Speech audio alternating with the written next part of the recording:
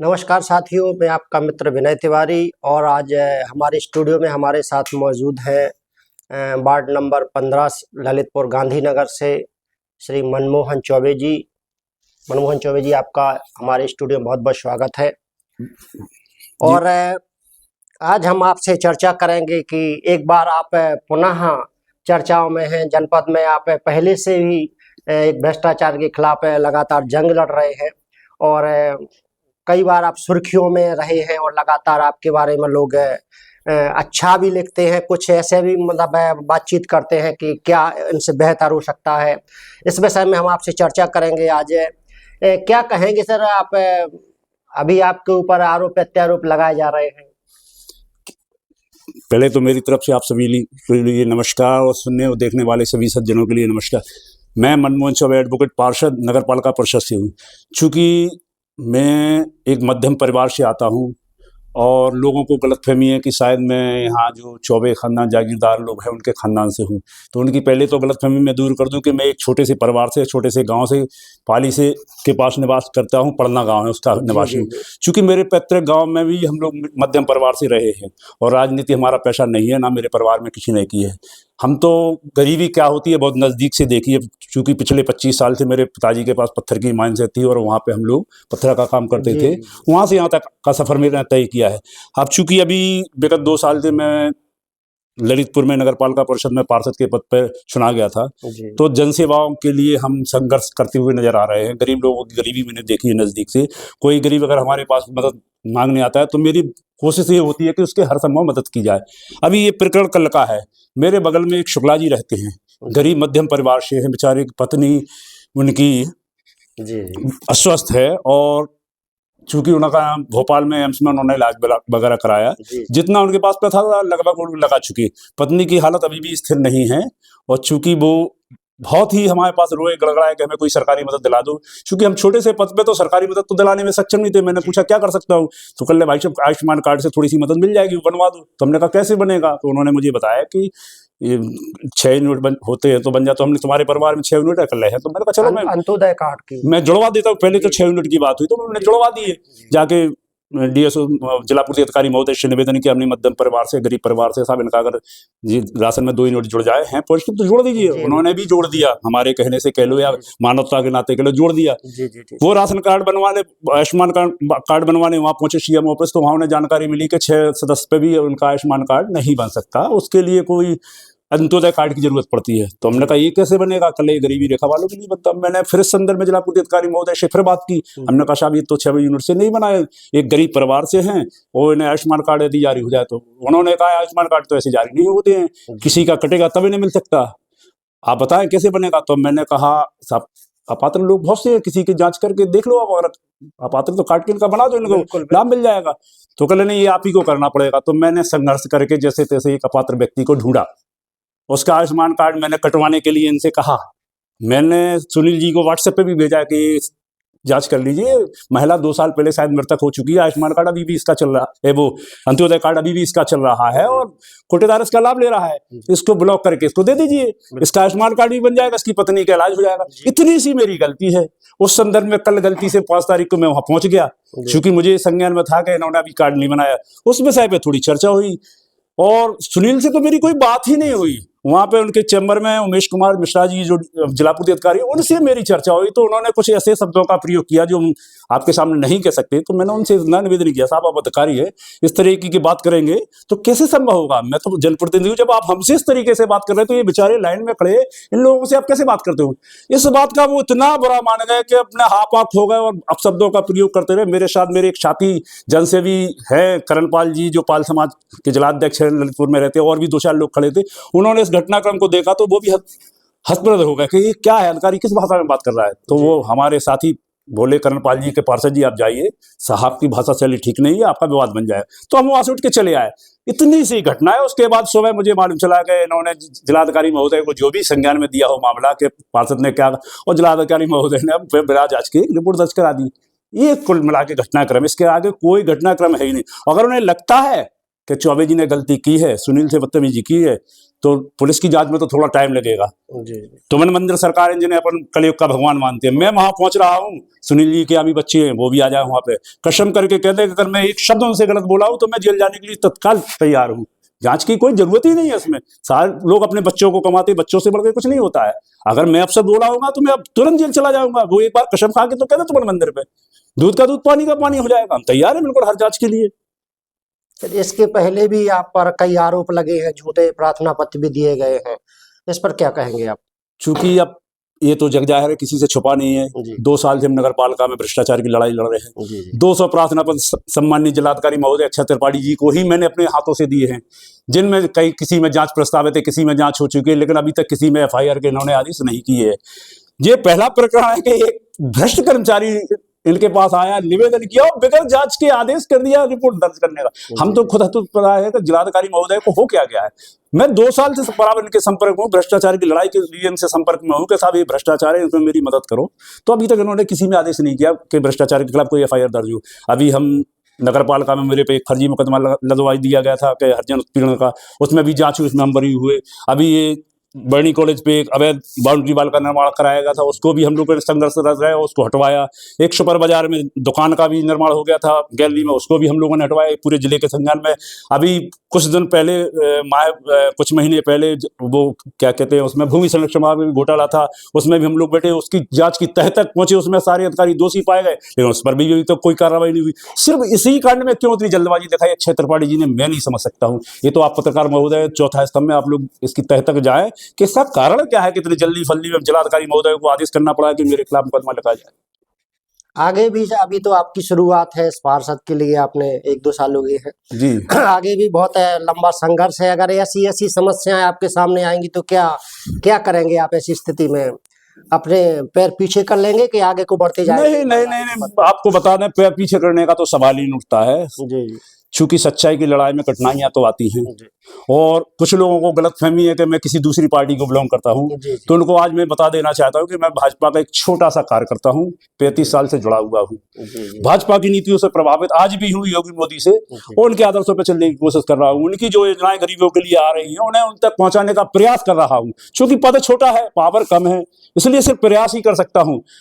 बाकी अगर पद बड़ा होता या कुछ होता तो फिर उसका कुछ और ही रिजल्ट होता। क्योंकि पद अभी छोटा है, लेकिन फिर भी मैं उनकी नीतियों को पब्लिक तक पहुंचाने का भरसक प्रयत्न करूंगा। इसमें मुझे जेल जाना पड़े तो उसका कोई डर नहीं है।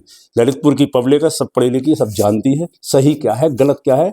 समय आने पर अधिकारी को, कर्मचारियों, नेताओं को इसका जवाब दिया जाएगा।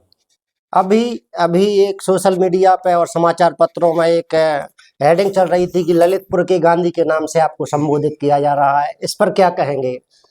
जी, ये तो ललितपुर वालों का प्यार है, सम्मान है, जिसके हकदार हम नहीं थे। उन्होंने अगर मुझे इस नाम से संबोधित किया, उनका बहुत बहुत आभार। और ललितपुर की कहीं जनता ना के कहीं लिए आप गांधी जी के आदर्शों पर चलकर ये संघर्ष कर नहीं चलेंगे तो हम गांधी के आदर्श पे ही, अहिंसा परमो धर्मः के आदर्श पे ही चलेंगे। क्योंकि हिंसा हमारा अधिकार नहीं है।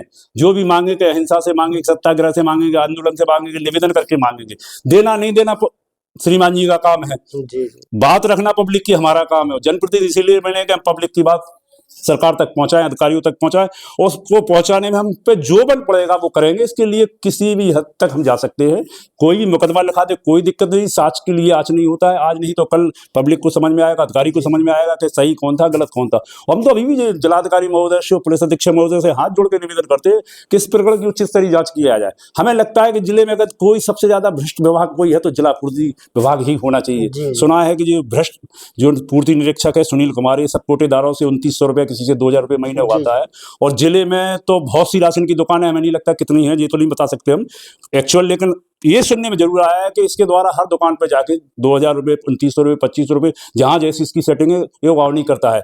पात्र व्यक्तियों को राशन अगर मिलता है तो कम मिलता है, राशन कब खुलता है इसकी कोई जानकारी नहीं होती है। शिकायत कहीं इनकी होती नहीं है, घटतौली के बराबर शिकायतें आ रही। अगर मैंने छोटा सा एक कदम उठाया तो इतना भड़क गए। अगर इनकी उच्च स्तरीय जांच करा ली जाए तो दूध का दूध पानी का पानी हो जाएगा, इसमें कोई संदेह नहीं हो। आपसे मैं निवेदन कर रहा हूं कि इनके कर्मचारियों की जांच करा ली जाए, इनके पास आय से अधिक संपत्ति कहां से आई, किस तरीके से आई।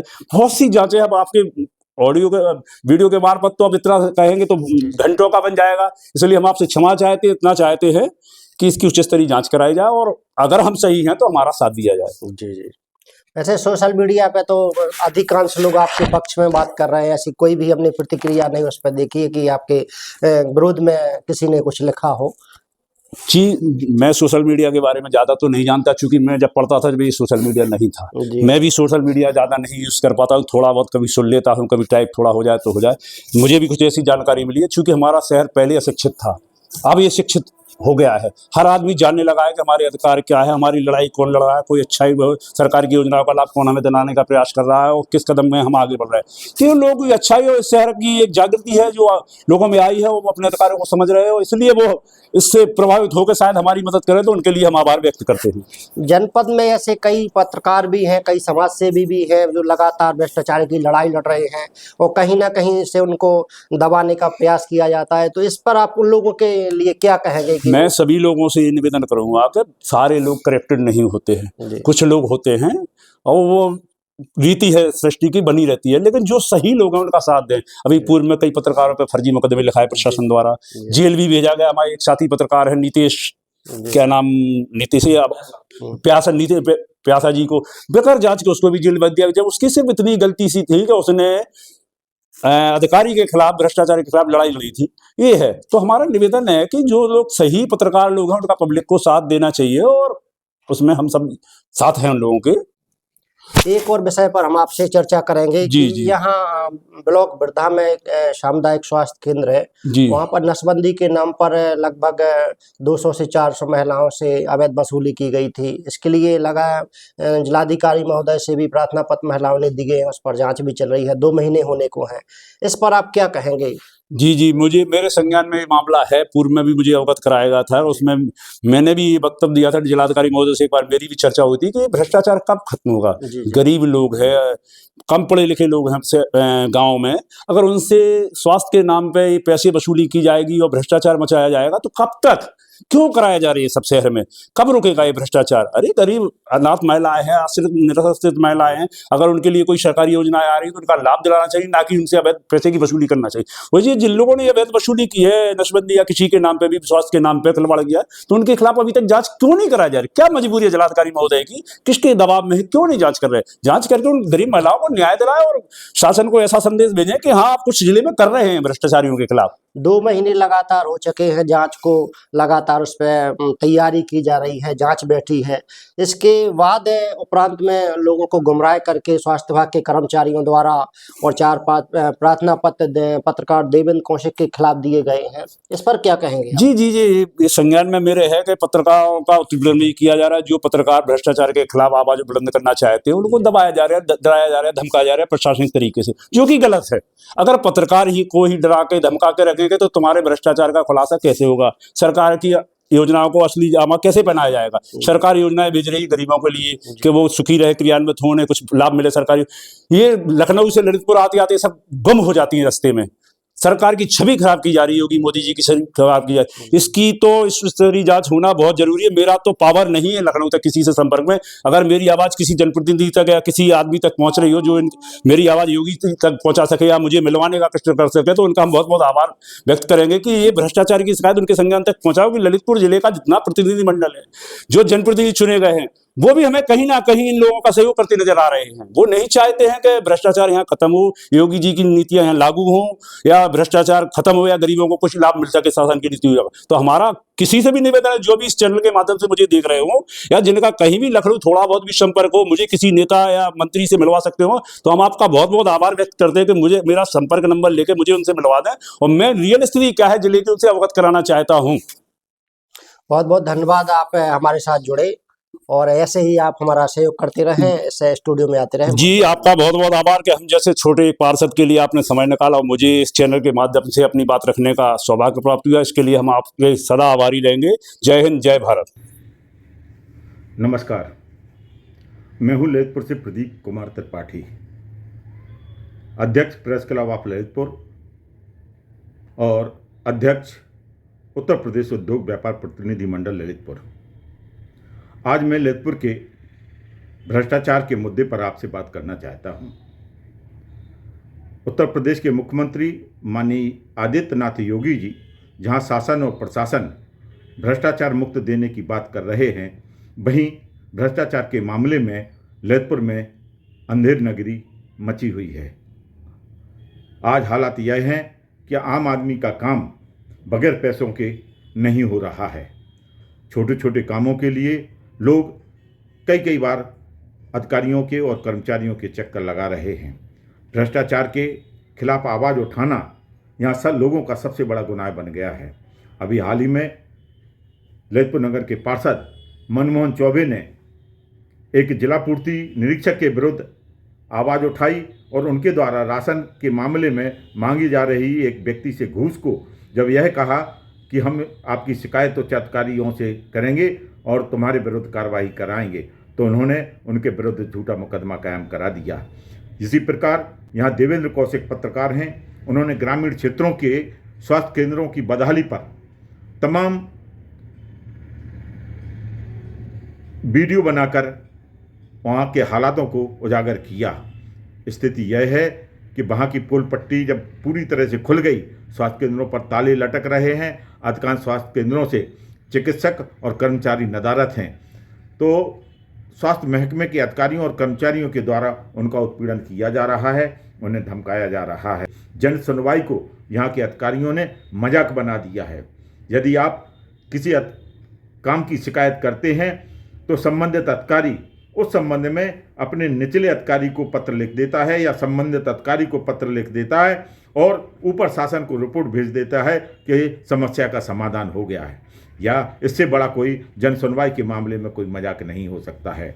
मेरा प्रदेश के मुख्यमंत्री माननीय आदित्यनाथ योगी जी से विनम्र अनुरोध है कि ललितपुर के भ्रष्टाचार के मामले में वह गुप्त रूप से एक उच्च स्तरीय दल भेजें जो यहाँ के हालातों की जांच करे और देखे कि यहाँ अधिकारी किस तरह से काम कर रहे हैं, किस तरह से जन की योजनाएं जो आम आदमी को जिनका लाभ मिलना चाहिए उनके क्या हालात हैं और किस तरह से अधिकारी यहाँ लूट मचा रहे हैं। चाहे कृषि विभाग हो चाहे अन्य विभाग हो, वहाँ के हालात बहुत बदतर हैं।